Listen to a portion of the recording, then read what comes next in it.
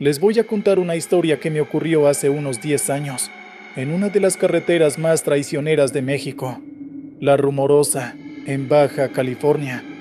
Para los que no la conocen, es un serpenteo de asfalto que se aferra a las montañas, lleno de curvas cerradas, vientos que pueden voltear un doble remolque y una fama siniestra que le hace justicia.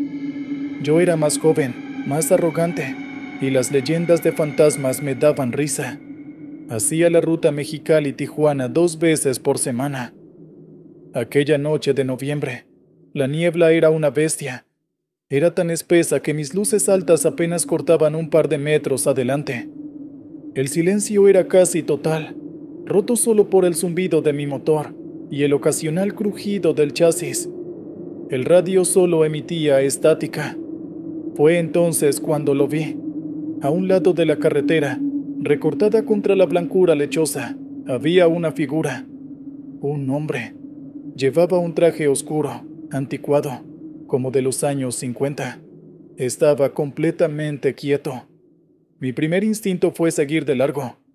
¿Quién en su sano juicio estaría parado en medio de La Rumorosa a las 2 de la mañana, con esta niebla? Pero algo en su quietud, en su soledad, me dio una extraña punzada de lástima. Frené el tráiler con un chirrido quejumbroso. El hombre se acercó a la ventanilla del copiloto. Tenía el rostro demacrado, la piel pegada a los huesos del cráneo, y unos ojos tan oscuros que parecían absorber la luz de mi cabina. ¿Va para Tecate, amigo?, Zrenia preguntó. Su voz era un susurro seco, como el de hojas muertas arrastradas por el viento. A pesar de que cada instinto me gritaba que pisara el acelerador, asentí y le abrí la puerta. Se subió en silencio. Lo primero que noté fue el frío.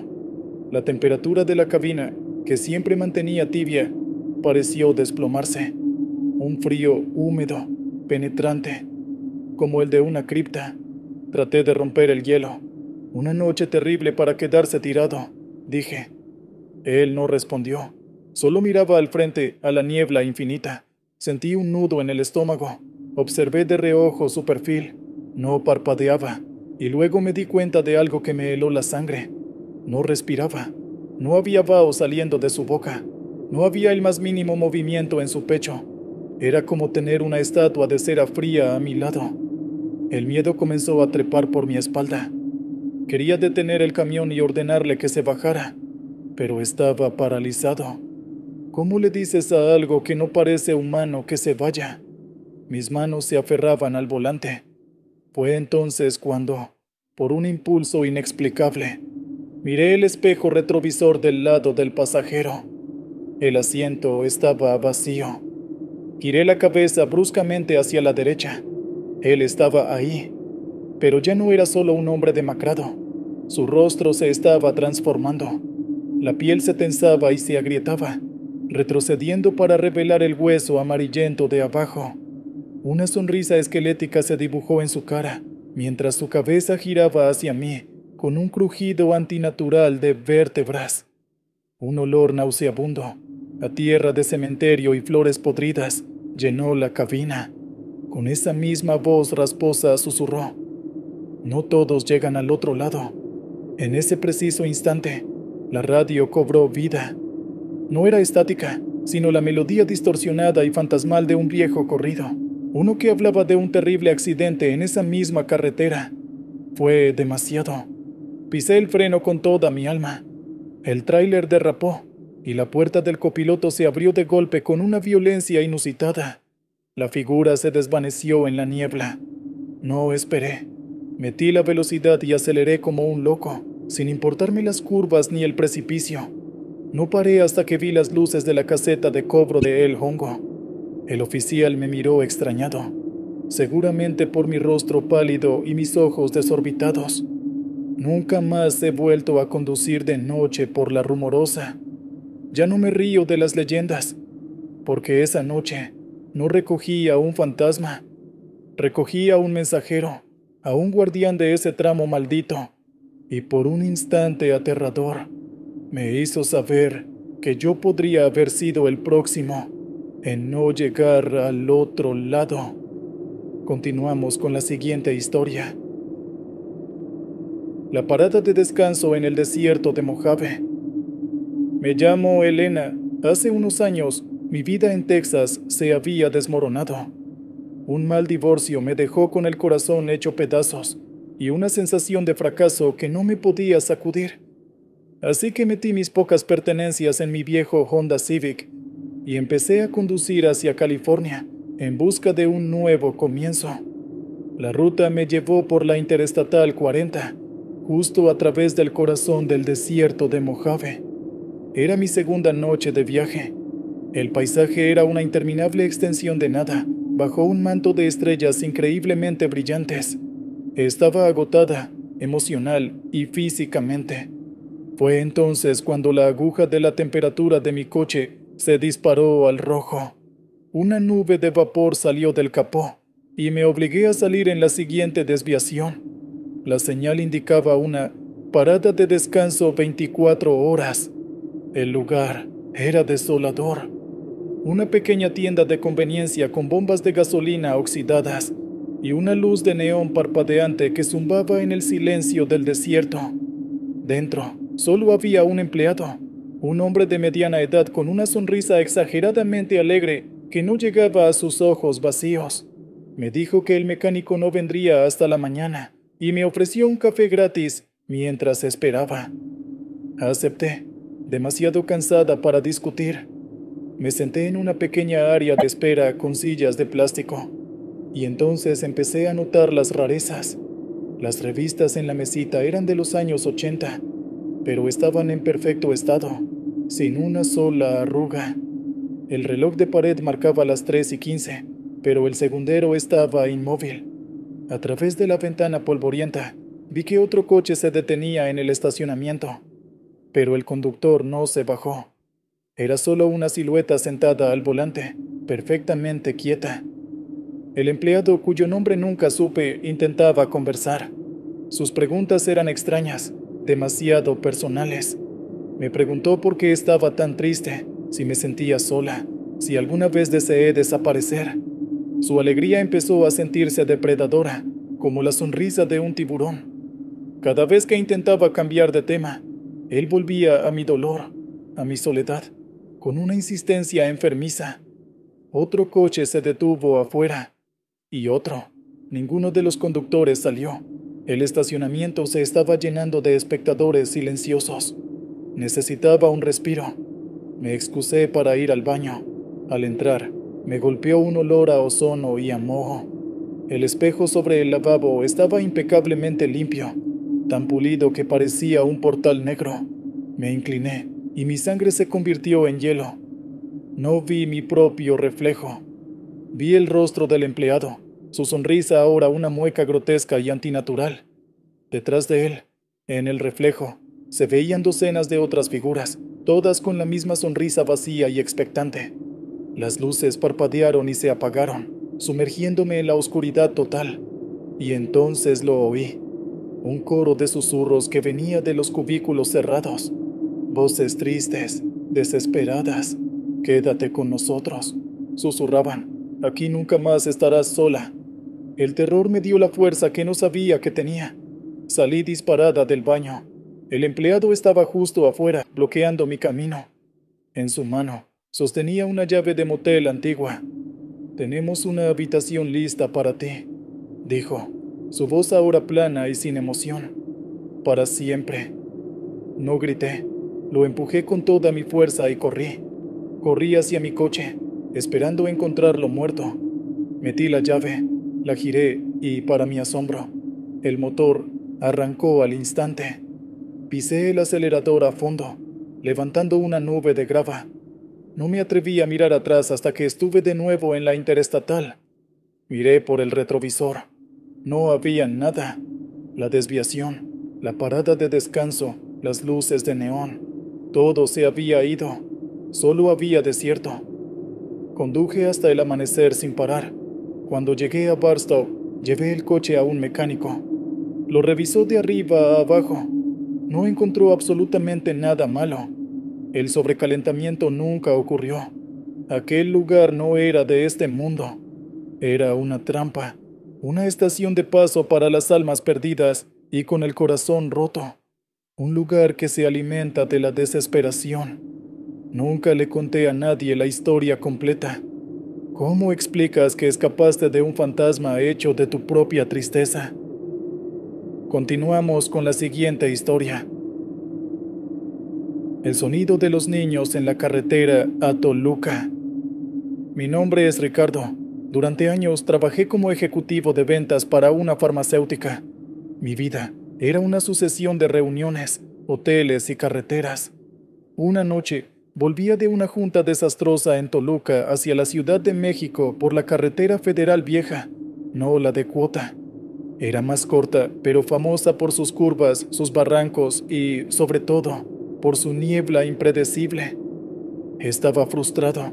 El negocio se había caído y solo pensaba en llegar a casa para ver a mi esposa y a mi hija. Fue entonces cuando la niebla descendió.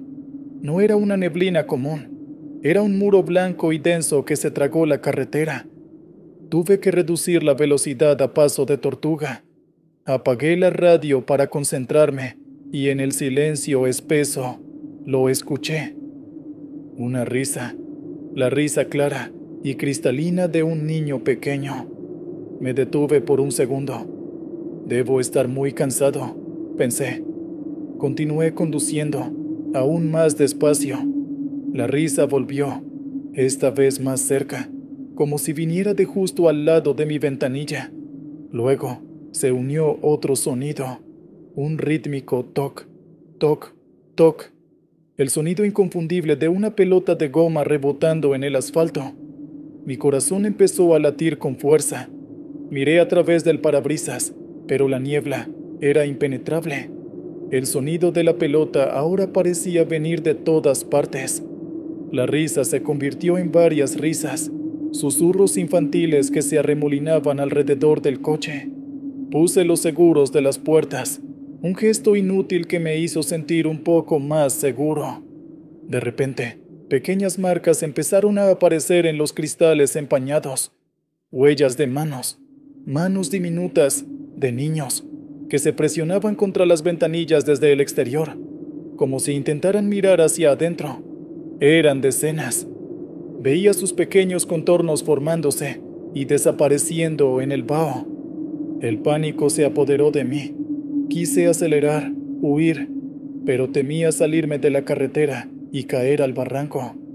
Entonces, una pequeña figura salió corriendo de la niebla, justo enfrente de mi coche. Pisé el freno con toda mi alma. El coche derrapó y se detuvo a centímetros de donde había visto a la figura. Me preparé para el golpe, para el grito, pero no hubo nada. Silencio absoluto. Tembloroso, abrí la puerta y bajé del coche. Usé la linterna de mi celular para cortar la densa niebla. No había nadie, ni rastro de un niño, ni de una pelota. Un alivio helado me recorrió. Fue una alucinación, Ricardo. Cálmate, me dije. Cuando me di la vuelta para volver al coche, se me congeló el aliento. No era una alucinación. Estaban allí. Un semicírculo de niños, quizás unos 10 o 12, parados en silencio en la carretera. Eran pálidos, casi translúcidos, y vestían ropas anticuadas. Ya no reían. Solo me miraban con unos ojos enormes, oscuros, y llenos de una tristeza insondable. Una de las niñas, la más pequeña, levantó su bracito transparente y señaló hacia el borde de la carretera, hacia el precipicio. Mi mirada siguió su dedo. Mi linterna iluminó la oscuridad y allí, en el fondo del barranco, yacía el esqueleto oxidado y retorcido de un autobús escolar. Un accidente de hacía décadas. Miré de nuevo a los niños. Sus bocas se abrieron al unísono, pero en lugar de un grito, solo salió el silencio más aterrador que he experimentado en mi vida. Un grito mudo que resonó en mi alma. No recuerdo cómo volví al coche. Solo sé que conduje como un poseído, sin importarme la niebla ni las curvas, con la imagen de esos ojos tristes y esas bocas silenciosas grabada a fuego en mi mente. No paré hasta que las luces de la ciudad me envolvieron. Al día siguiente, investigué en internet. Encontré la noticia de 1978. Un autobús escolar se despeñó en la carretera vieja a Toluca. No hubo supervivientes. Dicen que sus espíritus siguen jugando en la niebla, esperando a que alguien los encuentre. Dejé ese trabajo. No podía soportar la idea de volver a encontrarme con los niños que nunca llegaron a casa. Continuamos con la siguiente historia. El rancho olvidado de la Interestatal 10. La gente me llama Big John. Llevo 40 años transportando ganado por todo Estados Unidos. He visto cada centímetro de la I-10, especialmente el tramo desolado del oeste de Texas, donde el mundo parece plano y el cielo infinito. Soy un hombre práctico, no creo en tonterías. Pero hay un tramo entre Fort Stockton y El Paso que ahora evito, incluso si me cuesta horas de desvío. Fue una tarde de agosto. El calor era tan intenso que el asfalto parecía derretirse. Mi camión, mi fiel Peterbilt, empezó a toser y a fallar. Nunca me había pasado. Con un último estertor, el motor murió. Me quedé varado en medio de la nada, sin servicio de celular, por supuesto. Mientras maldecía mi suerte, vi algo que nunca había notado. Un camino de tierra que se desviaba de la Interestatal, con un letrero de madera carcomida que apenas se leía: Rancho de la Luna Negra. La ayuda no iba a caer del cielo, así que decidí caminar. El camino de tierra parecía extenderse por millas. Finalmente, divisé una casa de estilo victoriano, extrañamente bien conservada para estar en medio de la nada. No había ganado, no ladraban perros. Un silencio sepulcral lo envolvía todo. Una mujer salió al porche. Era hermosa, con un vestido largo y blanco, como sacada de una película antigua. Pero había una quietud en ella, una falta de parpadeo, que resultaba inquietante. Le expliqué mi situación. Con una sonrisa suave, dijo que su esposo era mecánico y que estaría encantado de ayudar. Me invitó a pasar y esperar dentro, lejos del calor abrasador. La casa estaba fresca y oscura. Las paredes estaban cubiertas de fotografías antiguas en marcos de plata. Retratos de una familia, posando frente a la misma casa, generación tras generación. Mientras la mujer me servía un vaso de agua helada, me fijé en las fotos y sentí un escalofrío que no tenía nada que ver con la temperatura. En cada foto, desde una que parecía de finales de 1800 hasta una con ropa de los años 70, aparecía la misma mujer del porche, idéntica, sin envejecer un solo día. El pánico comenzó a formarse en mi pecho, frío y pesado. El esposo llegó poco después. Era un hombre delgado y cetrino, con ojos que parecían cargar con el peso de siglos. Dijo que echaría un vistazo a mi camión, pero que probablemente tardaría. Insistieron en que me quedara a cenar. Nadie debería pasar hambre en nuestra tierra, dijo la mujer. Durante la cena, hablaban de una manera extraña, casi ritual. Hablaban del pacto que su familia hizo con la tierra, un pacto que les otorgaba una vida larga y saludable, pero que exigía un precio. La tierra es generosa, pero tiene sed, dijo el hombre, mirándome fijamente. Y la carretera siempre provee. Fue entonces cuando lo entendí. Mi camión no se había averiado por casualidad. Volví a mirar las fotografías en la pared, y esta vez me fijé en el fondo. Detrás de la familia sonriente, en las fotos más recientes, se podían ver, apenas visibles, diferentes vehículos parados en el camino de tierra. Una camioneta Ford de los 80, un sedán de los 90, todos con el capó levantado. Me excusé para ir al baño, con el corazón martilleándome en las sienes. En lugar de ir al baño, me deslicé por la puerta trasera y corrí. Corrí como no lo había hecho en 30 años, sin mirar atrás. No escuché pasos persiguiéndome, solo una risa suave y melódica, la de la mujer, que me siguió por el aire del desierto, burlona y hambrienta. Corrí hasta que mis pulmones ardieron y vi las luces intermitentes de una patrulla estatal. Le conté al oficial una versión simplificada, que mi camión se había averiado y que había caminado por ayuda. Cuando mencioné el rancho, el oficial frunció el ceño. Me dijo que no había ningún rancho en esa zona. que esa tierra había estado abandonada desde principios del siglo XX, cuando una familia fue acusada de brujería y de atraer a viajeros para sacrificarlos. Nunca volví a buscar esa salida, pero a veces, cuando el viento sopla de cierta manera en ese tramo de la IE10, juro que puedo oler el aroma de una cena casera y escuchar el eco de una risa que promete la eternidad a un precio demasiado alto. Continuamos con la siguiente historia. Las luces de Marfa en la US 90. Soy Miguel, fotógrafo. Me gano la vida capturando paisajes, persiguiendo tormentas y buscando la toma perfecta. Hace unos años, oí hablar de las luces de Marfa, un famoso fenómeno inexplicable en el desierto de Chihuahua, cerca de la carretera US 90 en Texas. Orbes de luz que bailan en el horizonte sin ninguna fuente aparente. Para un fotógrafo como yo, era un imán. Conduje hasta allí, pasé el día explorando el pequeño y artístico pueblo de Marfa y, al anochecer, me dirigí a un mirador oficial al este de la ciudad, un lugar construido específicamente para observar el fenómeno. Estaba emocionado, con mi mejor cámara, un trípode y un termo de café. Al principio no pasó nada, solo la vasta oscuridad del desierto, pero después de una hora aparecieron pequeñas luces amarillas y anaranjadas flotando a lo lejos.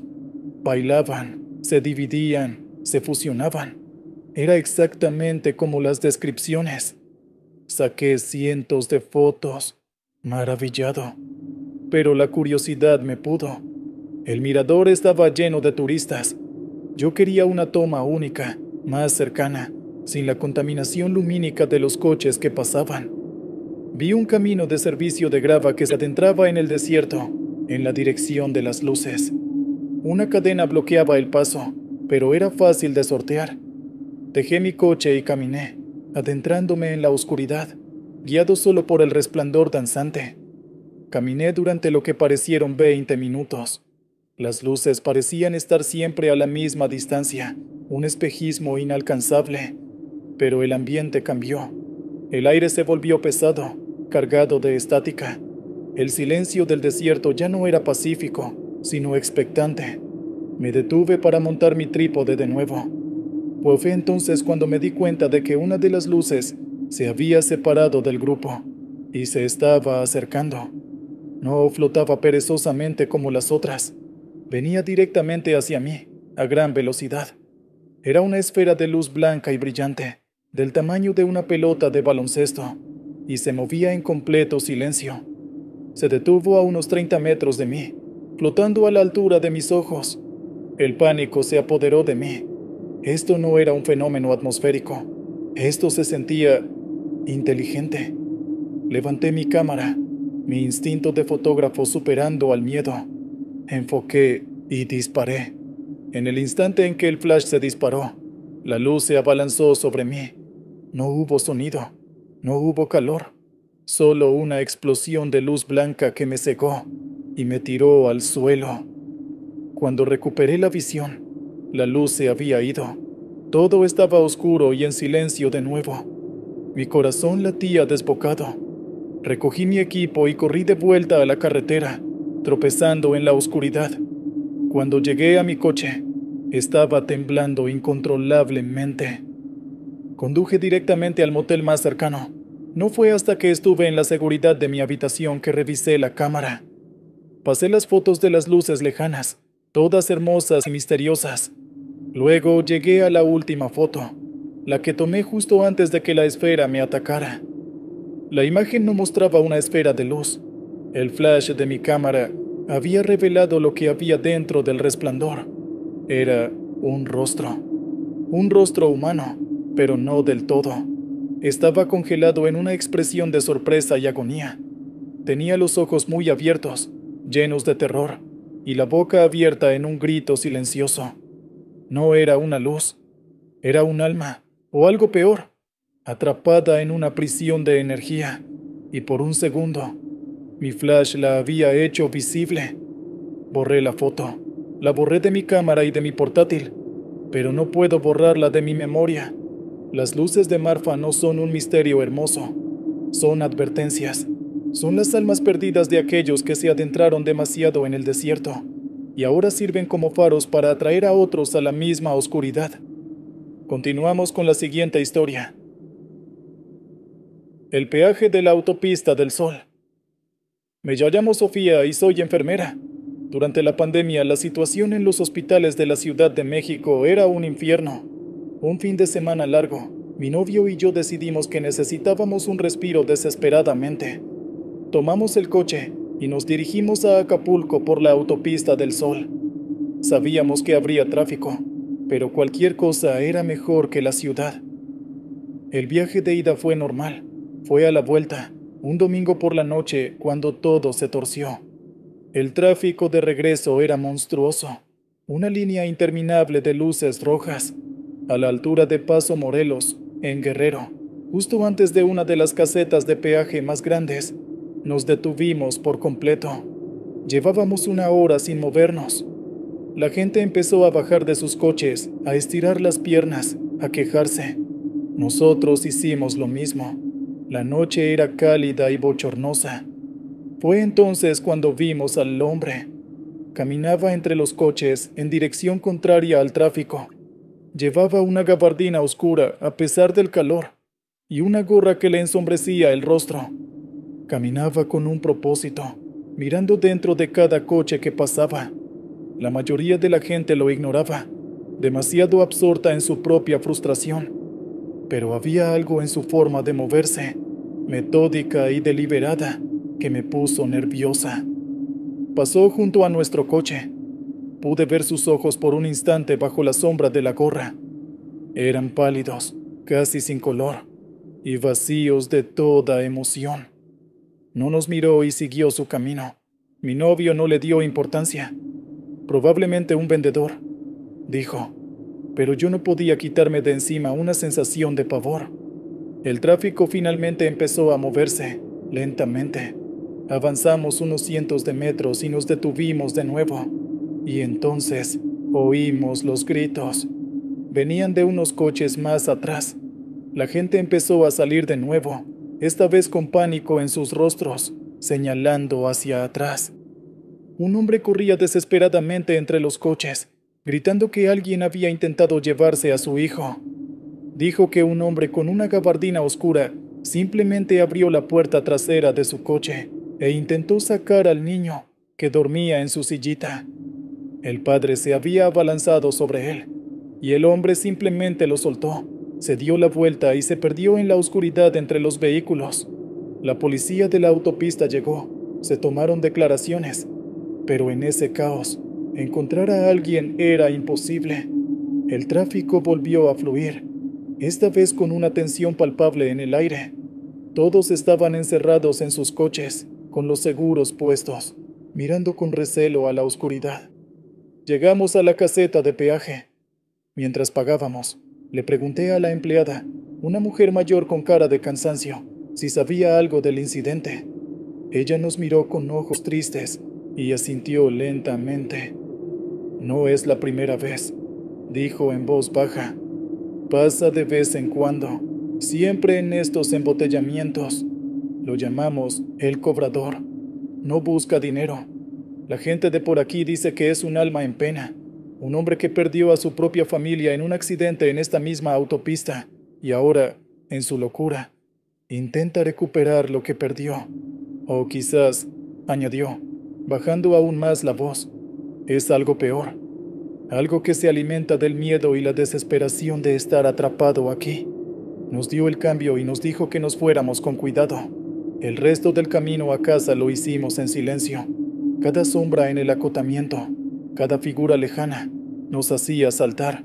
Nunca he vuelto a sentirme segura en un atasco, porque aprendí que la vulnerabilidad no solo está en la velocidad y la soledad de una carretera vacía, sino también en la impotencia de estar atrapado, inmóvil, mientras la oscuridad camina entre nosotros, cobrando un peaje que no se paga con dinero. Continuamos con la siguiente historia. La frecuencia de la Ruta 66. Mi abuelo, Thomas, fue camionero toda su vida. en la época dorada de las carreteras americanas. Cuando me gradué, antes de empezar la universidad, me propuso un último gran viaje con él, recorrer lo que queda de la histórica Ruta 66 desde Illinois hasta California. Para él, era un viaje de nostalgia, para mí, una aventura. Él me contó esta historia una noche, mientras estábamos en un motel destartalado en medio de la nada de Arizona. Esto pasó en los 70, comenzó, con su voz grave y rasposa por años de cigarrillos. Yo era joven, no mucho mayor que tú ahora. Llevaba una carga de maquinaria a Kingman. En aquellos días, la Ruta 66 ya estaba siendo reemplazada por la nueva interestatal, así que muchos tramos estaban desiertos, especialmente de noche. Estaba en un tramo particularmente solitario, en algún lugar de Nuevo México. Era tarde, cerca de la medianoche. La radio de mi cabina era mi única compañía. Estaba buscando una emisora con música, girando el dial, pero todo lo que conseguía era estática. De repente, me detuve en una frecuencia. No había música ni un locutor, solo una voz. Era una voz de mujer. Hablaba de forma tranquila, monótona. No era un programa de radio. Sonaba como si estuviera leyendo un diario, o simplemente hablando para sí misma. Describía su día. Hoy regué los geranios, decía. Tom horneó pan. El olor llenó toda la casa. Hablaba de cosas mundanas, domésticas. Era extraño, pero me hizo compañía. Seguí escuchando durante casi una hora. La voz nunca flaqueó.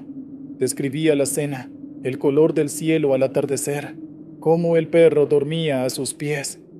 Empecé a sentir una extraña calma, como si estuviera escuchando la vida de alguien desde una distancia segura. Pero entonces el tono cambió.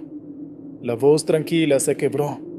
Las luces del coche se apagaron de repente. Dijo con un temblor creciente. Tom intentó arrancarlo, pero no funcionaba. Estamos parados en la carretera. Está muy oscuro. Mi abuelo dijo que se le puso la piel de gallina. Estaba escuchando esto en medio de una carretera oscura y solitaria. La voz de la mujer se volvió más y más desesperada. Hay un camión que viene, dijo casi en un susurro. Viene muy rápido. Las luces son tan brillantes. Tom está tratando de hacerle señas. Oh Dios, no nos ve, no va a parar. Y entonces, la transmisión se cortó con un estallido de estática ensordecedor, seguido de un silencio absoluto. Mi abuelo me contó que frenó el camión en seco, con el corazón en la garganta. Intentó sintonizar la emisora de nuevo, pero no encontró nada, solo estática. Estaba temblando. La historia se había sentido demasiado real. Unos kilómetros más adelante, vio unas luces de emergencia. Un coche de policía y una grúa estaban a un lado de la carretera. Se detuvo y le preguntó al oficial qué había pasado. El policía, un hombre mayor, lo miró con cansancio. Un mal sitio este, le dijo. Hace años, una pareja joven se quedó tirada aquí mismo. Un camión que venía a toda velocidad no los vio en la oscuridad y los arrolló. Murieron al instante.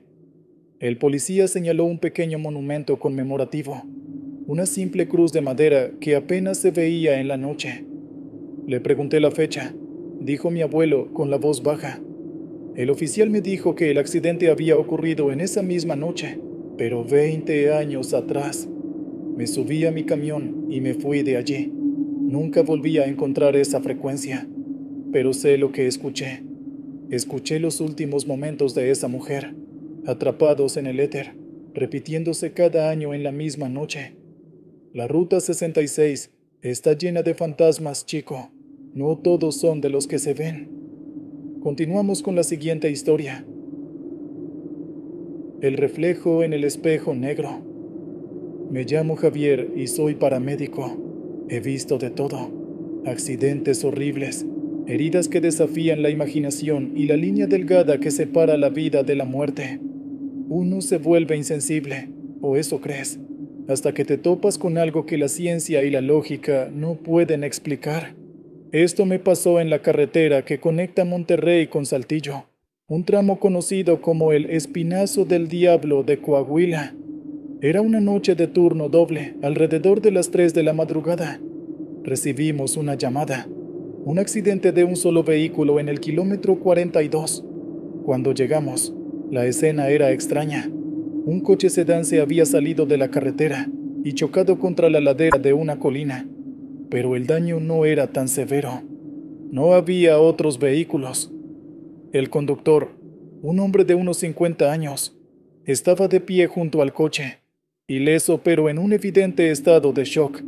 Se aferraba a sí mismo temblando, con los ojos fijos en la carretera vacía. La mujer. Era lo único que repetía. La mujer del espejo. Mi compañero y yo lo revisamos. No tenía ni un rasguño. Mientras mi compañero intentaba calmarlo, yo inspeccioné el vehículo en busca de otros pasajeros o de alguna pista sobre la mujer. No había nadie más. El interior del coche estaba intacto, salvo por el espejo retrovisor. Estaba completamente negro. No estaba roto, no estaba pintado. Era como si el cristal se hubiera transformado en un pedazo de obsidiana pulida. No reflejaba nada. Podías poner la linterna directamente sobre él, y la luz simplemente era absorbida. Era antinatural. Le pregunté al hombre qué había pasado. Con la voz temblorosa me contó su historia. Iba conduciendo, cansado, cuando de repente vio un rostro en su espejo retrovisor. No en el asiento trasero, sino en el reflejo mismo. Dijo que era el rostro de una mujer pálida, con el pelo negro y mojado pegado a la cara, y los ojos completamente blancos, sin iris ni pupilas. Me sonrió, susurró el hombre, y la carretera desapareció en el espejo.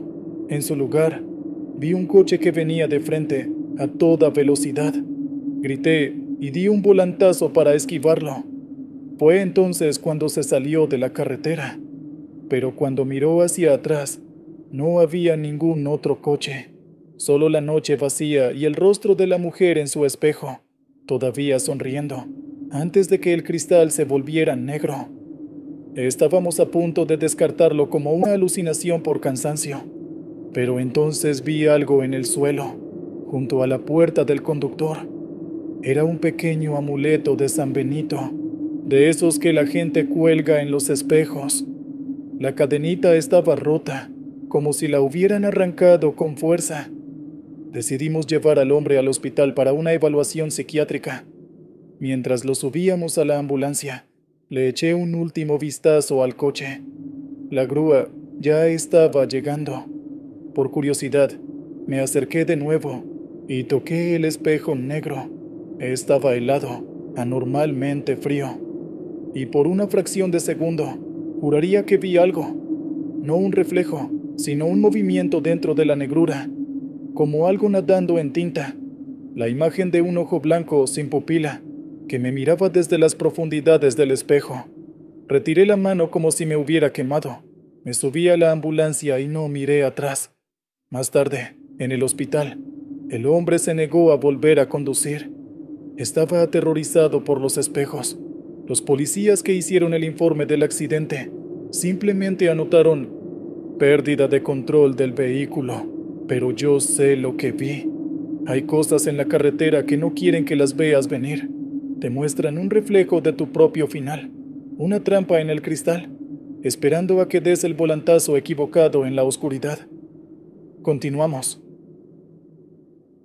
El juego de las luces altas. Llevaba una carga de electrónicos desde Los Ángeles hasta El Paso. Era una noche sin luna, de esas en las que el desierto se traga la luz, y la única compañía es el zumbido del motor y el débil resplandor del tablero. Estaba cansado, pensando en mi esposa, en la cafetera que me esperaba en casa. La monotonía de la carretera es un enemigo. Te adormece, te hace bajar la guardia. Fue entonces cuando lo vi. A lo lejos, en el carril contrario, las luces de un vehículo se encendieron y apagaron. 1, 2 veces. Es un código entre camioneros. A veces significa que hay policía más adelante, o un accidente. Pero esto era diferente. Las luces no solo parpadeaban, parecían bailar en un patrón errático. Reduje la velocidad por instinto. A medida que me acercaba, Vi que no era un tráiler, era un auto viejo, un sedán de los 70, detenido a un lado de la carretera.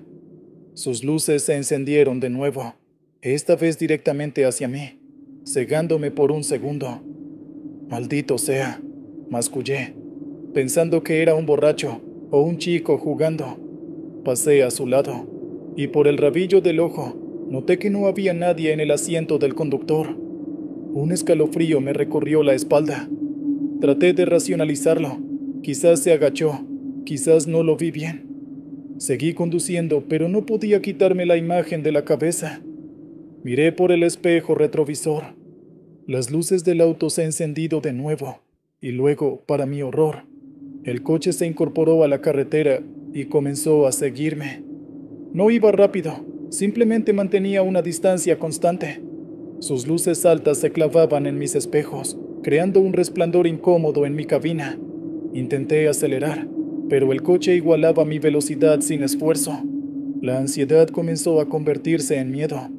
Estaba solo, en medio de la nada, con un coche fantasma pegado a mi remolque. Fue entonces cuando empezó el juego. Las luces del coche se apagaron. Oscuridad total detrás de mí. Contuve la respiración, mis ojos fijos en los espejos. Pasaron 10 segundos que parecieron una eternidad. De repente, las luces altas se encendieron justo detrás de mí, tan cerca, que parecía que iba a embestirme. Pegué un brinco en mi asiento, el corazón martillándome en el pecho. El coche retrocedió a su distancia anterior. Apagado, encendido, más cerca esta vez. Apagado, encendido, casi tocando mi parachoques. Era una tortura psicológica. Cada vez que las luces se apagaban, el terror de no saber dónde aparecería me consumía. Mis manos sudaban sobre el volante. Intenté llamar por la radio CB, pero solo recibí estática. Era como si estuviéramos en nuestra propia burbuja de oscuridad y miedo. El juego continuó por lo que parecieron horas. En un momento de desesperación, pisé el freno bruscamente, esperando que me adelantara o se estrellara. El coche también frenó, sus luces apagándose en el último segundo. Cuando volví a acelerar, el juego se reanudó como si nada. Finalmente, vi un resplandor en el horizonte, las luces de una estación de servicio. La esperanza me inundó. Aceleré con todo lo que mi motor podía dar. El coche detrás de mí pareció enfurecerse. Sus luces parpadeaban frenéticamente, acercándose y alejándose, como un depredador jugando con su presa antes del golpe final.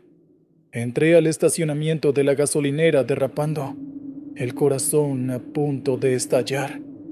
Me detuve bruscamente y salté de la cabina, temblando, buscando a mi perseguidor. No había nada. La carretera estaba vacía, silenciosa. El coche se había desvanecido. El empleado de la estación, un joven somnoliento, me miró como si estuviera loco mientras yo intentaba explicarle, jadeando, lo que había pasado. Él solo se encogió de hombros y dijo que en el desierto se ven muchas cosas raras por la noche. Me quedé allí hasta el amanecer, sin poder moverme. Nunca volví a conducir esa ruta de noche. A veces, cuando cierro los ojos, todavía veo esas luces altas en mi espejo, acercándose, jugando conmigo en la vasta y solitaria oscuridad. Continuamos con la siguiente historia. La deuda de la rumorosa. Buenas noches, me llamo Elena. No soy camionera, pero durante 5 años trabajé como paramédica en Mexicali.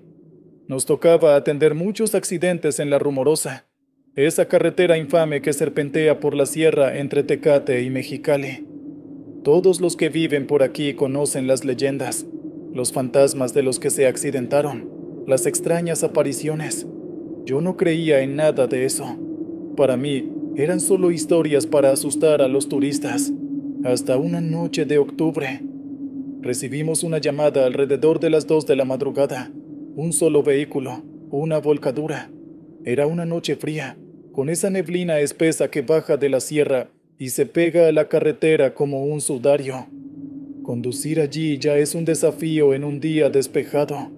Con neblina, Es un suicidio. Mi compañero, David, iba al volante. Yo revisaba el equipo. La comunicación era pésima. La radio entraba y salía. El despachador nos dio una ubicación aproximada, cerca de uno de los miradores más altos. A medida que subíamos, la niebla se hacía más densa. Apenas podíamos ver 5 metros delante de la ambulancia. Finalmente, vimos las luces intermitentes de una patrulla. Habían llegado primero.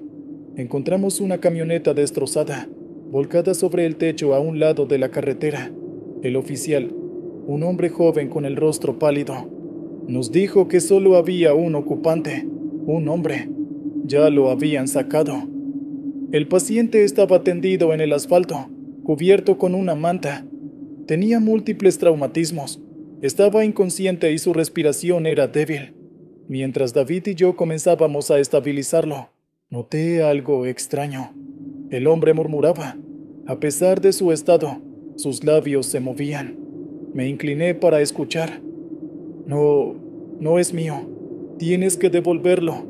Pensé que deliraba por el dolor. Nos movimos rápido. Lo subimos a la camilla y lo metimos en la ambulancia. Mientras cerraba las puertas, el oficial me detuvo.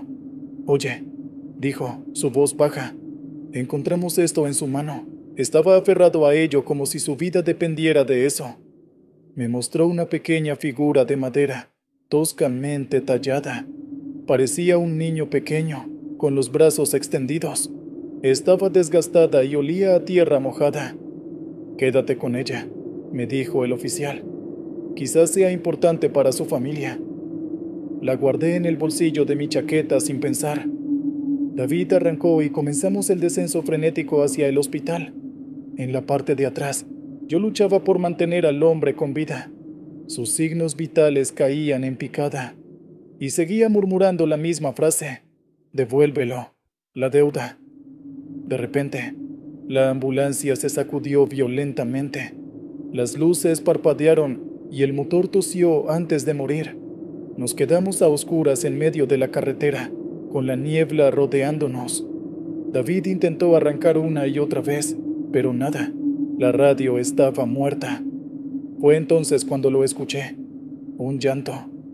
Venía de afuera, un llanto de niño, débil pero claro. Se sentía increíblemente cerca.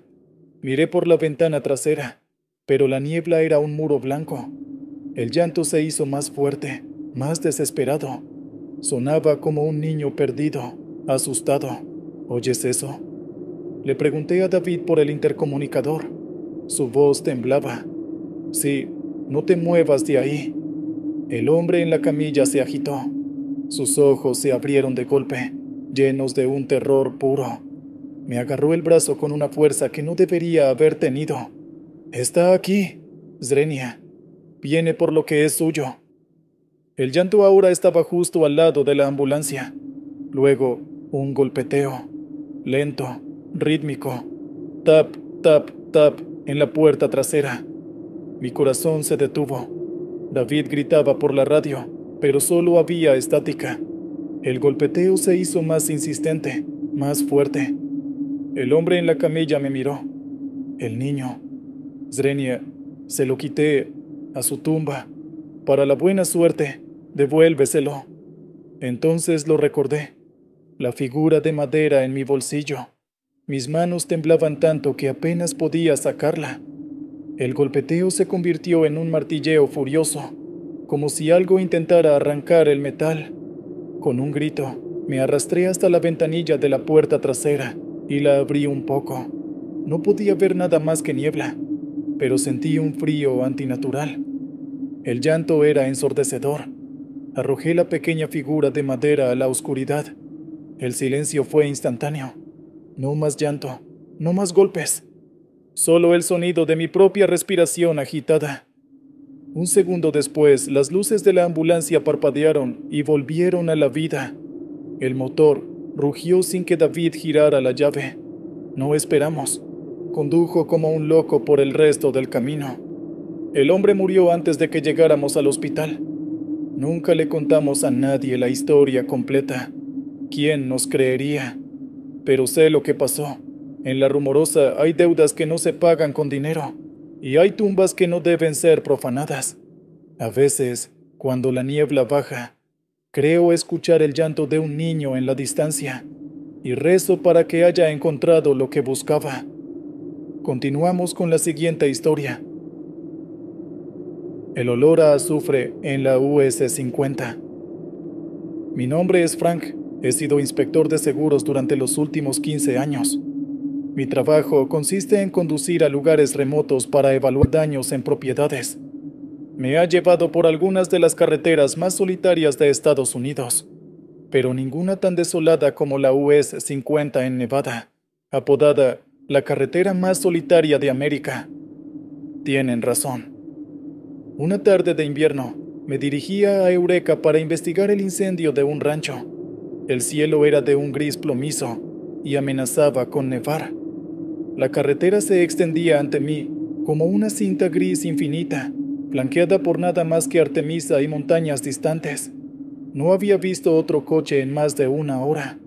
El silencio era tan profundo que zumbaba en mis oídos. Para combatir el aburrimiento, subí el volumen de mi podcast. Fue entonces cuando un olor extraño llenó el coche. Era acre, químico, como huevos podridos y cerillas quemadas. Azufre. Revisé las rejillas de ventilación. Pensé que quizás había pasado cerca de alguna fuente termal, aunque no había ninguna señalizada. El olor se hizo más fuerte, tan intenso que me hizo lagrimear. Bajé la ventanilla y el aire helado del exterior me golpeó, pero no disipó el hedor. De hecho, parecía venir de afuera. Fue entonces cuando mi coche empezó a fallar. El motor carraspeó, las luces del tablero parpadearon y la radio se apagó. Finalmente, el motor murió. Me detuve en el arcén, en medio de la nada absoluta. Maldije mi suerte. Abrí el capó, aunque no sé nada de mecánica. No vi nada fuera de lo común, pero el olor a azufre era abrumador alrededor del coche. Saqué mi teléfono, sin servicio, por supuesto. Me senté en el coche tratando de pensar. El sol se estaba poniendo, tiñendo el cielo de un naranja enfermizo. Fue entonces cuando vi a alguien caminando por la carretera en dirección a mí. Al principio, sentí un alivio inmenso, pero a medida que se acercaba, ese alivio se convirtió en una extraña inquietud. Era un hombre alto, vestido con un traje oscuro y anticuado, a pesar del frío. Caminaba con un propósito, sin desviar la mirada. Su silueta contra el sol poniente era nítida, demasiado nítida. Cuando estuvo a unos 20 metros, pude ver su rostro. Era pálido, con unos pómulos afilados y una sonrisa que no llegaba a sus ojos. Unos ojos que parecían absorber la poca luz que quedaba. Se detuvo junto a mi ventanilla. No golpeó, solo esperó. El olor a azufre era tan fuerte que sentí náuseas. Bajé la ventanilla solo unos centímetros. ¿Problemas con el coche?, Zrenia preguntó. Su voz era suave, casi hipnótica, pero con un timbre metálico. Sí, respondí, tratando de sonar tranquilo. Se detuvo de repente. ¿Hay algún pueblo cerca? Su sonrisa se ensanchó. Los pueblos están lejos, pero los tratos se pueden hacer en cualquier lugar. ¿Tratos? No entiendo. Solo necesito una grúa. Se rió, un sonido seco y sin alegría. Oh, creo que sí entiendes, Frank. Todos entienden, en el fondo. Vienes a evaluar una pérdida, ¿no es así? Un incendio. Un alma desesperada que hizo un trato para salir de sus deudas. Me quedé helado. ¿Cómo sabía mi nombre y mi trabajo? Te ofrezco algo mejor que una grúa, continuó, su voz bajando a un susurro conspirador. Puedo arreglar tu coche. Puedo arreglar tus propias deudas, esas que no le cuentas a tu esposa. Puedo darte todo lo que deseas. Solo requiere una pequeña firma, un acuerdo. El miedo se apoderó de mí. Esto no era real. Tenía que ser una alucinación, el estrés, el aislamiento. Pero el olor, su presencia, todo se sentía horriblemente real. No sé de qué hablas, tartamudeé. Vamos, Frank, El rancho no se incendió por accidente. El dueño necesitaba una salida, y yo se la di. Ahora estoy aquí para cobrar, y vi una oportunidad contigo. Extendió una mano hacia la ventanilla. Sus dedos eran largos y delgados, y sus uñas eran de un amarillo oscuro, casi como garras. Entré en pánico. Subí la ventanilla, puse el seguro y giré la llave en el contacto por puro instinto. Para mi asombro, el motor arrancó al instante, rugiendo con fuerza. No miré atrás. Pisé el acelerador a fondo, levantando una nube de grava. Conduje como un maníaco, sin reducir la velocidad, hasta que las luces de Eureka aparecieron en el horizonte. El olor a azufre se desvaneció tan rápido como había llegado. Cuando llegué al rancho al día siguiente, estaba completamente calcinado. La policía dijo que el dueño había desaparecido. No encontraron su cuerpo en los escombros. Nunca lo encontraron. Renuncié a ese trabajo una semana después.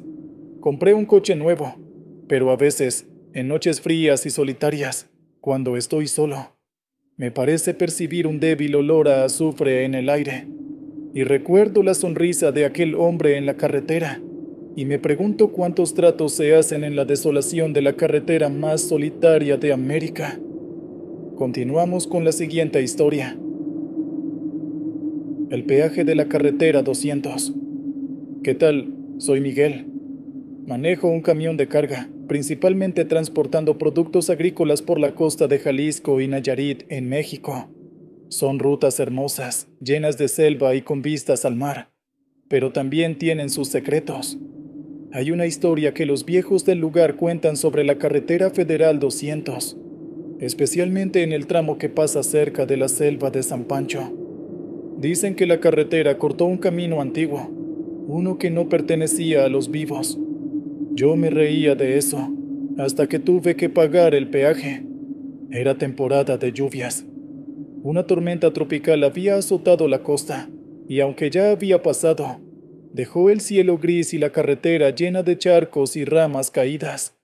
Tenía que llevar un cargamento de mangos a Tepic, y ya iba con retraso.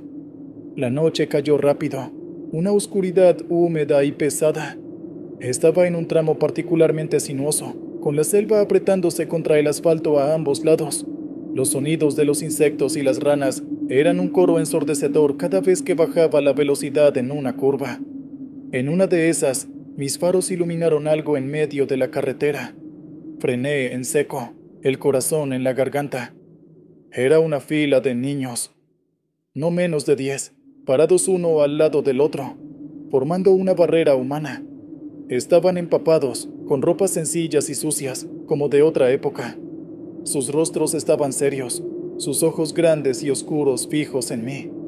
No se movían, no hablaban, solo estaban ahí, bloqueando mi camino. Mi primera reacción fue de confusión y enojo. ¿Qué hacían unos niños solos en medio de la nada, a estas horas y con este clima? Toqué el claxon, 1, 2 veces. No reaccionaron. Parecían estatuas de cera bajo la lluvia. La inquietud comenzó a filtrarse. Algo estaba mal, muy mal.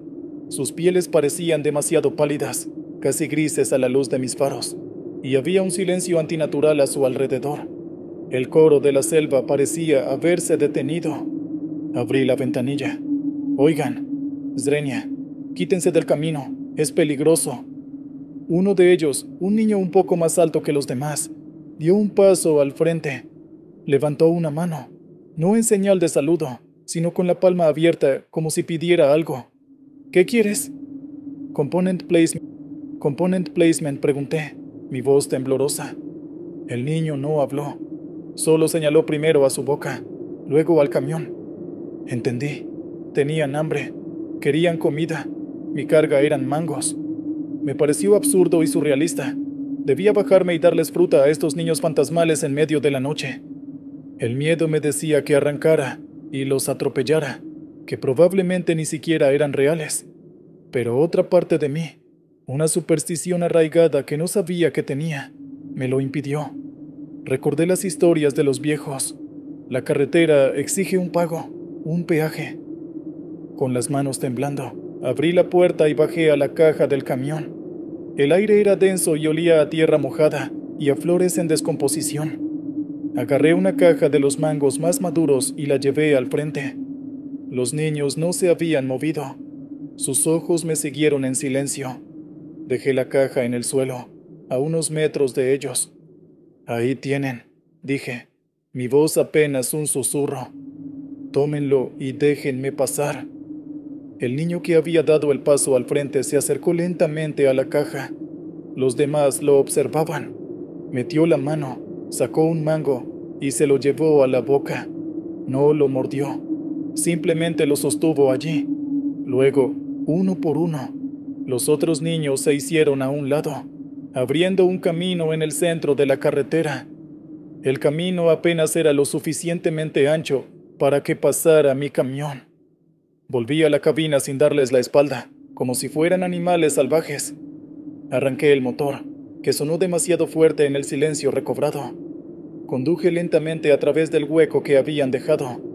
Al pasar junto a ellos, no giraron la cabeza. Solo miraban al frente, con sus mangos en la mano, bajo la lluvia incesante. Una vez que los dejé atrás, pisé el acelerador y no miré por el retrovisor hasta que estuve a varios kilómetros de distancia. Cuando finalmente lo hice, no había nada, solo la carretera oscura y mojada. Llegué a Tepic con el sol de la mañana. Cuando el capataz revisó la carga, me llamó. «Oye, Miguel, ¿qué pasó con esta caja?» Me mostró la caja de mangos que había dejado en la carretera. Estaba allí, encima de las demás. La abrí. Los mangos estaban podridos, cubiertos de un moho negro y espeso, y emitían un olor nauseabundo a tumba. Parecía que llevaban semanas, no horas, descomponiéndose. Nunca le dije a nadie por qué faltaba una caja de la cuenta. Solo sé que pagué el peaje en la carretera 200 y rezo para no tener que volver a pagarlo nunca más. Continuamos con la siguiente historia. La señal de radio de la milla 87. Me llamo Sara y soy geóloga. Paso mucho tiempo en el campo, lo que a menudo significa conducir por caminos de tierra y carreteras secundarias en lugares de los que la mayoría de la gente nunca ha oído hablar. Hace un par de años, estaba trabajando en un proyecto en el oeste de Texas, cerca del Parque Nacional Big Bend. Es un lugar de una belleza cruda y brutal, pero también de un aislamiento que puede pesar sobre el alma. Regresaba a mi motel en Alpine una noche después de un largo día de recolección de muestras. Era tarde, cerca de la medianoche. La carretera estatal 118 es un tramo de asfalto oscuro que atraviesa un paisaje desértico. No hay luces, no hay casas, no hay servicio de celular, solo tú y las estrellas. Para mantenerme despierta, estaba buscando algo en la radio. Todo era estática, como era de esperar. Pero justo cuando pasaba por el marcador de la milla 87, algo cambió. La estática se aclaró y una voz surgió. No era música. Era un hombre hablando, pero su cadencia era extraña, plana y sin emociones. Estaba leyendo una serie de números. 9, 14, 3, 22. 7. Pausa. 9, 14. 3, 22, 7. Y otra vez. Pensé que era una de esas estaciones de números, de esas que supuestamente se usan para espionaje. Me pareció fascinante y un poco espeluznante. Dejé la estación puesta. El hombre continuó con su letanía monótona. Después de unos minutos, la secuencia cambió. 10, 5, 31, 2, 18. Seguí conduciendo, escuchando los números, preguntándome qué significarían. La voz era tan constante que casi se convirtió en un ruido de fondo. Pero entonces, la secuencia cambió de nuevo, y esta vez mi sangre se heló. 8, 23, 5, 14, 20, 8, 1, 14, 7, 5, Sara. Dijo mi nombre. Pisé el freno. El coche derrapó un poco en el arcén de grava. Me quedé sentada, con el corazón latiendo desbocado. ¿Había escuchado bien? Era imposible. Tenía que ser una coincidencia. La voz continuó. 8, 23, 5, 14, 20, 8, 1, 14, 7, 5. Sara, no te detengas. El pánico se apoderó de mí. Arranqué el coche y aceleré, mis manos aferradas al volante. La voz en la radio seguía repitiendo la misma secuencia terminada con mi nombre y la advertencia. ¿Cómo era posible? ¿Quién era? Intenté cambiar la estación, pero no importaba a dónde girara el dial. La voz seguía ahí, clara como el cristal. Apagué la radio por completo. El silencio en el coche era ahora aterrador. Conduje durante unos minutos, con los ojos saltando de la carretera a los espejos. Entonces volví a encender la radio. Necesitaba saber si todavía estaba allí. Sara, cuidado. La curva, el venado. Apenas había procesado las palabras cuando, al doblar una curva cerrada, un enorme ciervo saltó a la carretera. Grité y di un volantazo, esquivándolo por centímetros. El coche se tambaleó violentamente antes de que recuperara el control. Me detuve, temblando incontrolablemente. El ciervo había desaparecido en la oscuridad.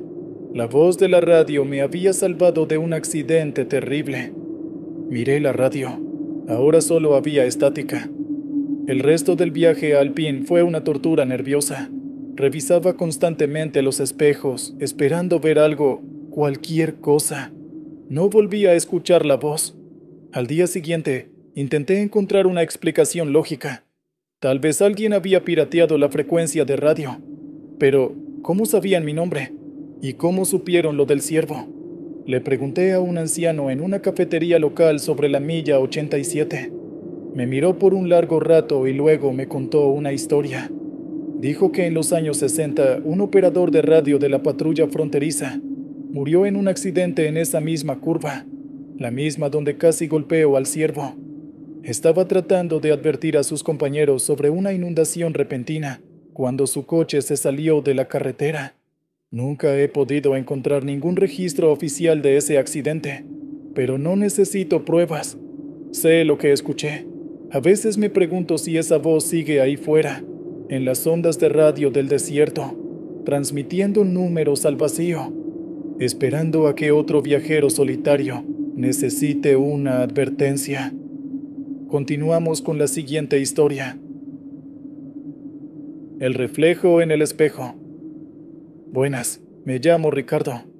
Fui conductor de autobús de pasajeros durante casi 20 años, cubriendo la ruta nocturna entre Oaxaca y la Ciudad de México. Es un viaje largo, lleno de montañas y curvas, y lo he hecho tantas veces que podría hacerlo con los ojos cerrados. Pero hay una noche que nunca olvidaré, una que me hizo pedir un cambio a la ruta de día. Era una noche de martes, el autobús iba medio vacío. Unos 20 pasajeros, la mayoría dormidos. Había pasado la parte más difícil de la sierra y entrado en la autopista más recta que lleva a Puebla. Estaba relajado, sorbiendo un café tibio de mi termo, escuchando el suave murmullo del motor. Parte de mi trabajo es vigilar a los pasajeros a través del gran espejo retrovisor que tengo sobre la cabeza. Es una costumbre.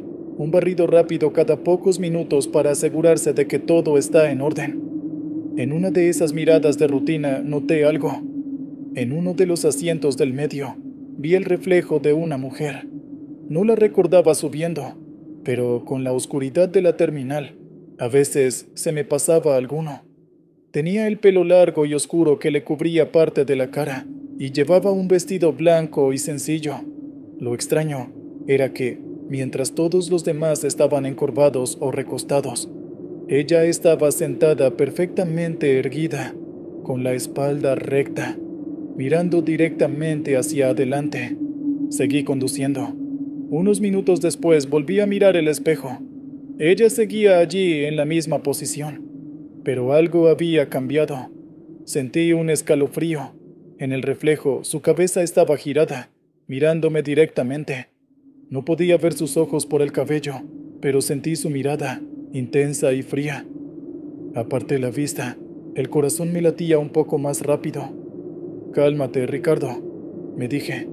«Estás cansado. Estás viendo cosas». pero no podía evitarlo. Mi mirada volvía al espejo una y otra vez. Cada vez, ella estaba allí, en el reflejo, mirándome fijamente. La inquietud se convirtió en un nudo de miedo en mi estómago. ¿Por qué me miraba así? Decidí que tenía que comprobarlo. No podía seguir conduciendo con esa sensación. En la siguiente recta, me desabroché el cinturón y me levanté, fingiendo que iba a estirar las piernas. Miré hacia el pasillo, hacia el asiento donde se suponía que debía estar. No había nadie.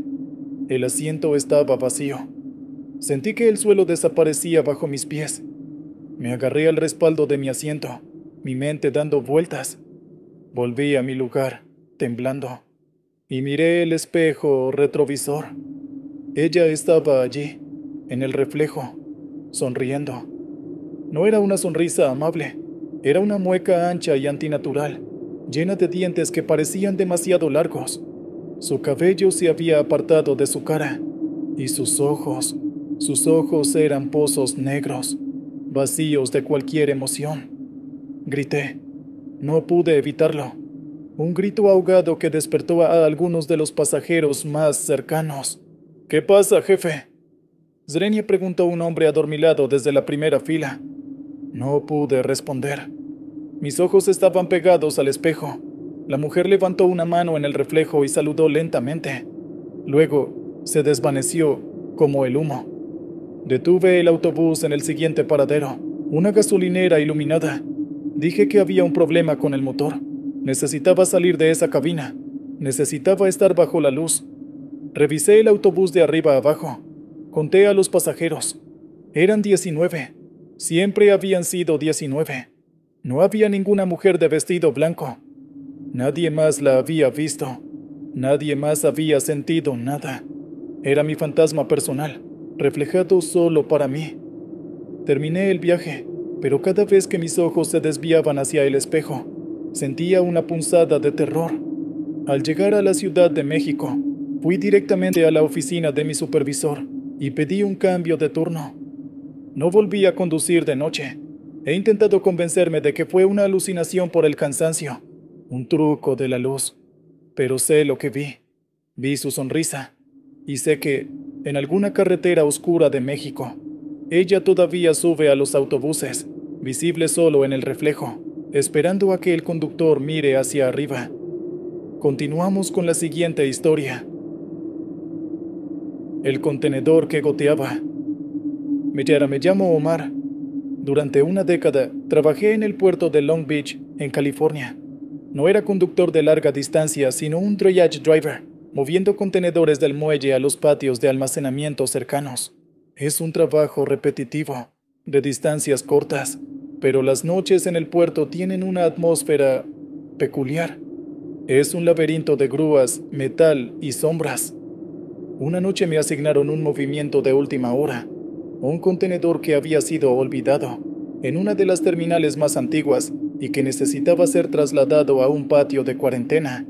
Era inusual. La mayoría de los contenedores están meticulosamente rastreados. Este no tenía marcas claras, solo un número de serie oxidado y ninguna información de origen o destino en el manifiesto. Mi supervisor solo dijo: «Muévelo. No hagas preguntas». Enganché el contenedor a mi cabina. Era pesado, más de lo normal.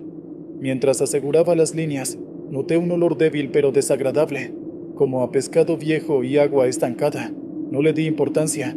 En el puerto, los olores extraños son el pan de cada día. Comencé mi corto viaje hacia el patio de cuarentena. La ruta me llevaba por una serie de caminos de servicio desiertos que bordeaban el borde del puerto, lejos de las áreas principales de actividad. Eran como las 3 de la mañana. La niebla salada entraba desde el océano, amortiguando todos los sonidos. A mitad de camino noté que algo goteaba del contenedor. Lo vi en mi espejo lateral, una mancha oscura que se formaba en el asfalto cada vez que me detenía. Me detuve para comprobarlo. El líquido era espeso, oscuro y pegajoso. Y el olor era mucho peor ahora. Era un hedor a descomposición, pero con un matiz metálico como sangre vieja. Me sentí asqueado, Llamé a mi supervisor por radio. Oye, jefe, este contenedor está goteando algo horrible. Hubo una larga pausa antes de que respondiera. Su voz sonaba tensa. No te detengas, Omar. Bajo ninguna circunstancia te detengas. Llévalo al patio Q y déjalo allí. Luego vete a casa. No mires adentro. ¿Entendido? La orden fue tan extraña y tan firme que me asustó más que el propio goteo. No mirar adentro. Ahora, por supuesto, era lo único que quería hacer. Pero el tono de mi supervisor me detuvo. Obedecí. Mientras continuaba, empecé a escuchar un ruido. Un sonido bajo y rítmico que venía del contenedor, justo detrás de mi cabina.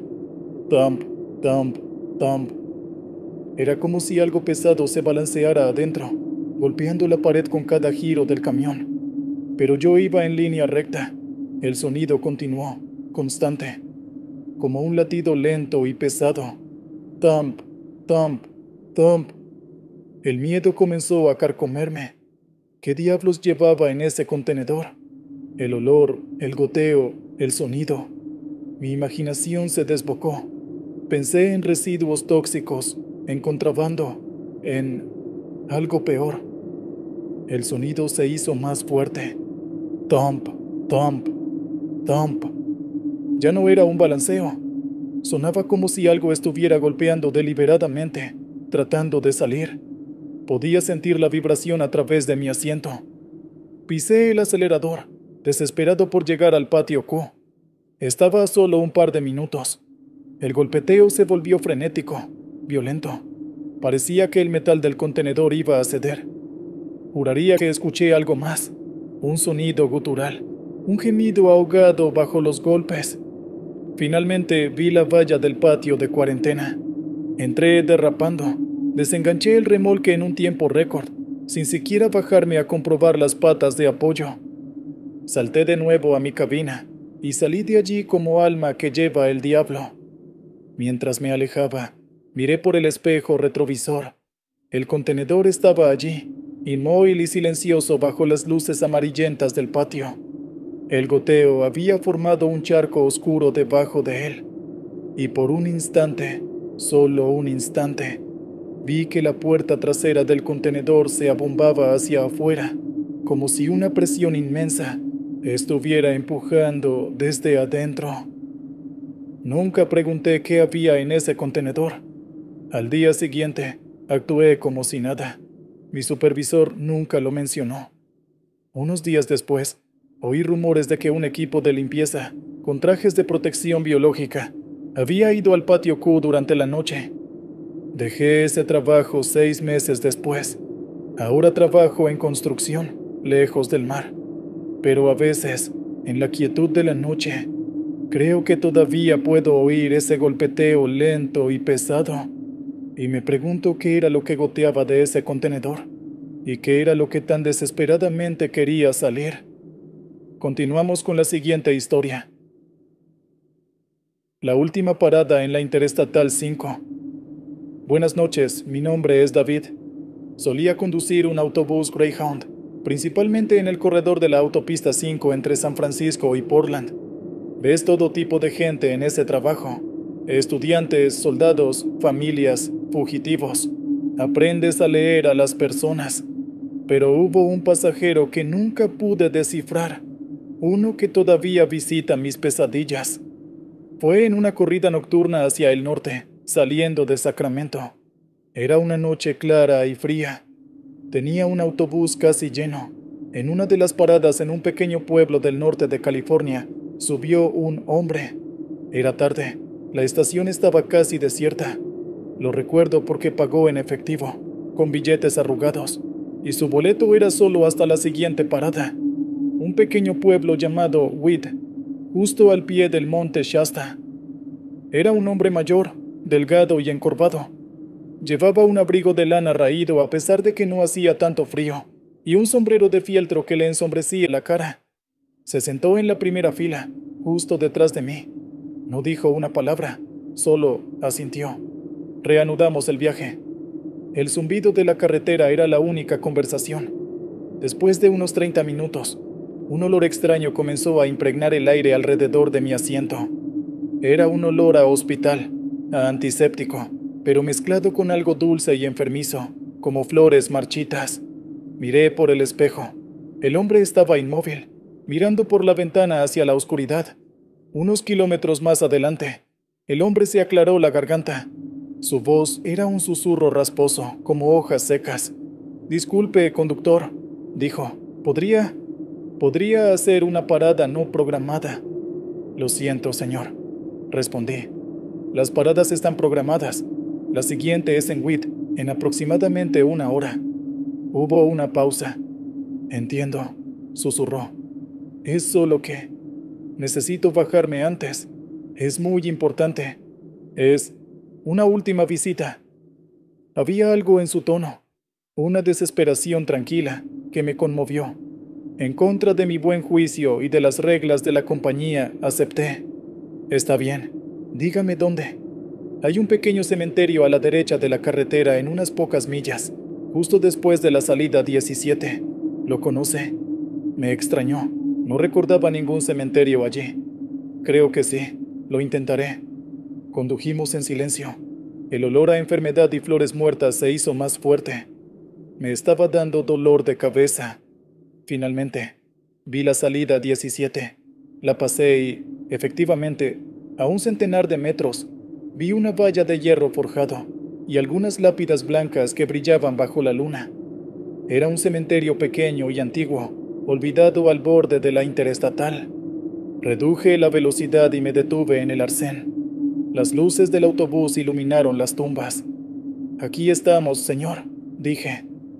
El hombre se levantó lentamente, como si cada movimiento le causara un gran dolor. Se paró a mi lado, buscando algo en los bolsillos de su abrigo. Sacó un par de billetes más. «Gracias, conductor. Ha sido usted muy amable», dijo, y me puso el dinero en la mano. Su piel estaba helada, tan fría como el mármol. Un escalofrío me recorrió el brazo. Abrió la puerta y bajó. Se quedó parado un momento en el arcén, de espaldas a mí, mirando hacia el cementerio. Luego comenzó a caminar hacia la valla. No caminaba sobre la hierba, parecía flotar justo por encima de ella, y no se detuvo en la valla, simplemente la atravesó, como si estuviera hecha de humo. Me quedé paralizado, con la boca abierta, incapaz de procesar lo que acababa de ver. El hombre siguió caminando entre las lápidas, hasta que se detuvo frente a una de ellas. Luego, se desvaneció en la noche. Me tomó un minuto reaccionar. Cerré la puerta de golpe y aceleré, con el corazón martilleándome contra las costillas. Los pasajeros dormidos no se habían enterado de nada. Conduje hasta Witt, sentí como si estuviera en un trance. Cuando llegué a la estación, después de que todos los pasajeros bajaran, miré el dinero que el hombre me había dado. Eran 2 billetes de $20, pero no eran dólares modernos, eran viejos, de una serie impresa en la década de 1950. Estaban fríos al tacto. Durante mi viaje de regreso al sur al día siguiente, me detuve en ese mismo lugar. Encontré el cementerio. Era real. Busqué la lápida donde el hombre se había desvanecido. La encontré. La inscripción estaba desgastada, pero legible. Tenía el nombre de un hombre y debajo 2 fechas. La fecha de la muerte era la misma que la de esa noche, pero 50 años antes. Me quedé allí, bajo el sol de la tarde, comprendiendo que le había dado a un fantasma su último viaje a casa. Esa fue mi última parada en la Interestatal 5.